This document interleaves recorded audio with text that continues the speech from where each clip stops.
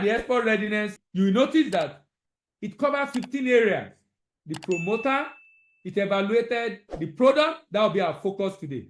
Now, look at the different area of readiness. But we'll focus on one area today. Although we veer into other area along the line, we'll focus on one area. The product will be evaluated for readiness. The pricing will be evaluated for readiness.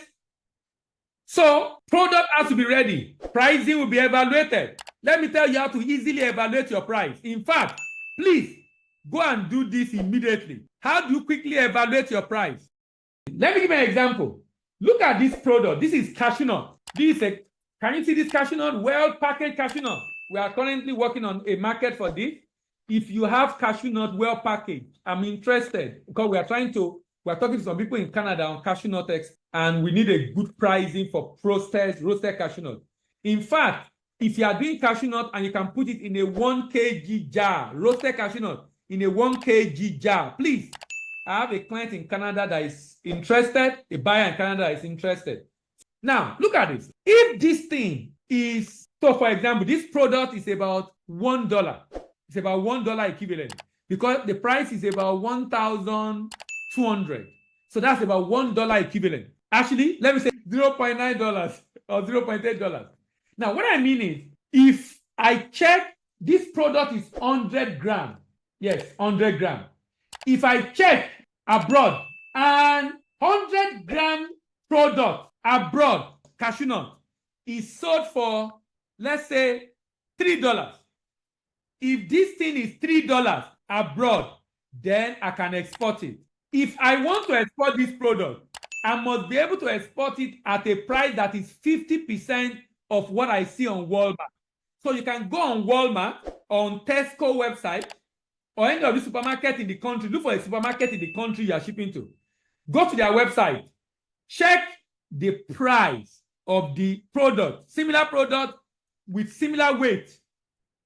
If the price is like this one now, I can expect this product at about $2 and I'll be profitable because cost price is about $0.9.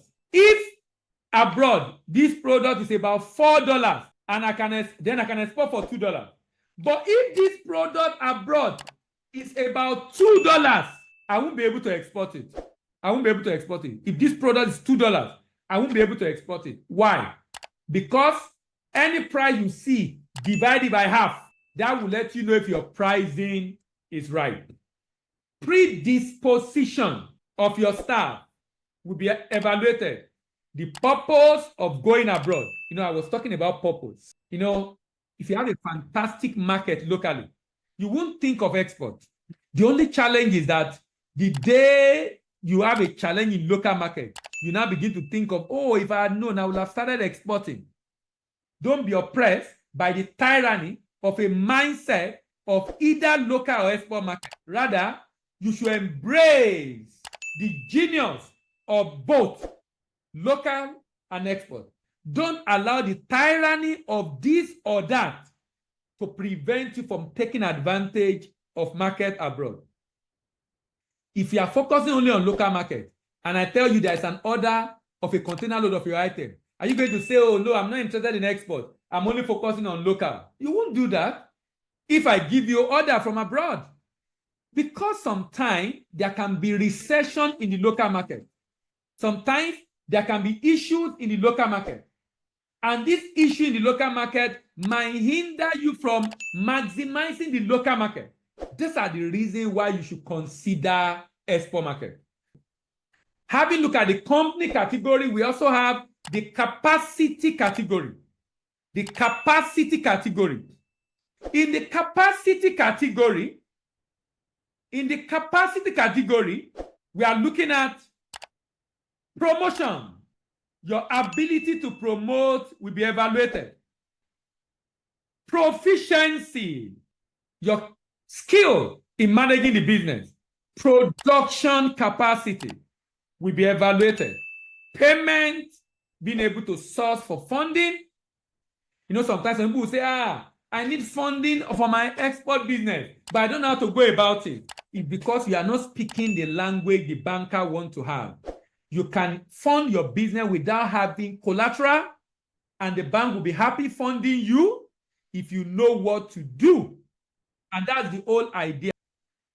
You need to be able to raise funding, because if you do export and your product is very good, you might lose that market because you can't meet the demand, because they are demanding for your product and you can't ship because you don't have the cash.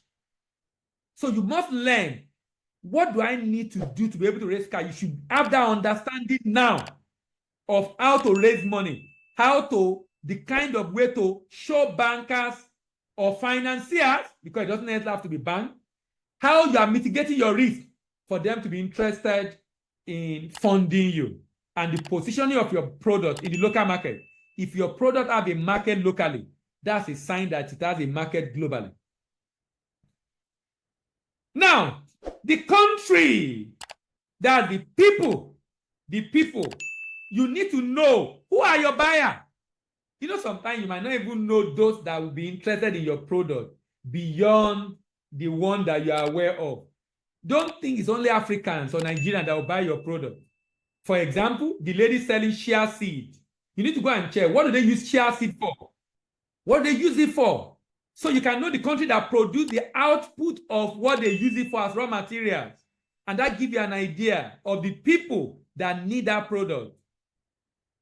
So don't focus only on Africans, Nigerians. Know the people. Who are those buying? Why do they buy? What do they buy? What benefit do they buy? When do they buy? Why do they buy? Which option do they buy? Then the paperwork. What are the documentation required? That will be examined also. That's the reason for all those examinations. It will be examined. And then the reason, another area of readiness is potential. You need to know the market.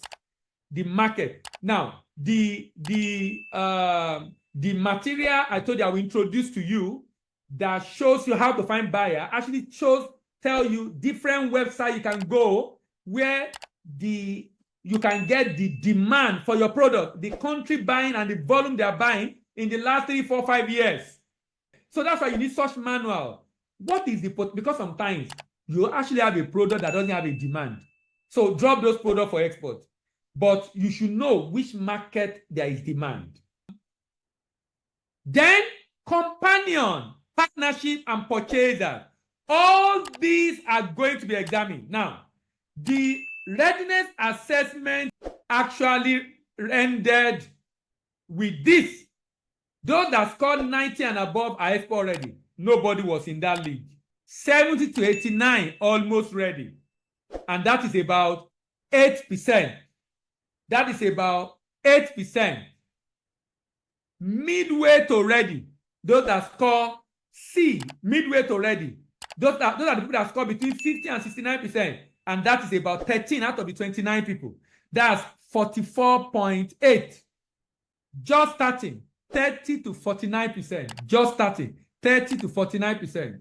And lastly, preparing to start, 0 to 29. So remember, none was export ready, but 8 are almost ready. You see this 8, if you score between 70 to 89, you are almost ready. Now, this book is called Build to Go Global. Now, this is a manual. It's not a book. This manual have 15 case studies of different issues with export business. What went wrong and how to fix it. It has case study on those 15 areas. This particular manual actually shows you how to become export ready. How to become export ready. What do I need to become? What I need to do to become export ready? That's what this book does for you. And we are currently giving a discount. So if you are interested, you can reach out to us afterwards. So you see all those things here. It reviews each of these. So there's a case study on each and every one of these criteria in that manual. So it's not a book. It's a manual that you need to have to master, to learn, because what you are learning there, you have to go and practicalize and evaluate yourself until you are able to solve all the issues.